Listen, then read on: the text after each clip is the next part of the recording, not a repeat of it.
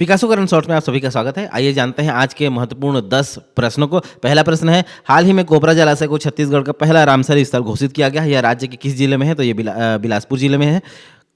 दूसरा प्रश्न है, हाल ही में छत्तीसगढ़ हाई कोर्ट ने राज्य में 14वें मंत्री की नियुक्ति के खिलाफ दायर किस याचिका को सुनने से इनकार कर दिया है? तो अधिकार परीक्षा क्यू वारंटों को सुनने से इनकार कर दिया है। तीसरा प्रश्न है, हाल ही में मुख्यमंत्री विष्णुदेव साय ने 3 दिवसीय संभाग स्तरीय बस्तर ओलंपिक 2025 का शुभारंभ कहाँ किया? इंदिरा प्रियदर्शनी स्टेडियम जगदलपुर में किया।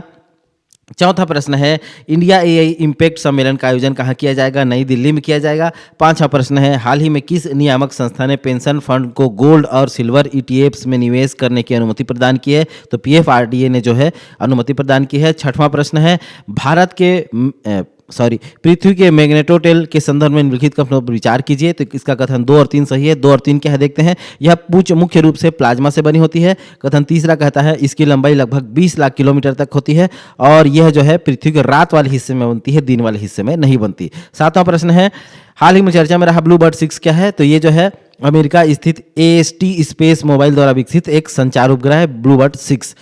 आठवां प्रश्न है, भारत के पहले स्वदेशी हाइड्रोजन ईंधन सेल जलयान के संबंध में निम्नलिखित कथनों पर विचार कीजिए। तो इसमें तीनों कथन सही हो जाएंगे। पहला कथन कहता है इसका वाणिज्यिक संचालन उत्तर प्रदेश के वाराणसी में शुरू किया गया है। दूसरा, इस जलयान का डिजाइन और निर्माण कोचिन शिपयार्ड लिमिटेड द्वारा किया गया है। और तीसरा कथन कहता है यह एक हाइब्रिड ऊर्जा प्रणाली है जो कि हाइड्रोजन ईंधन सेल, बैटरी और सौर ऊर्जा का तीनों का जो है संयोजन है।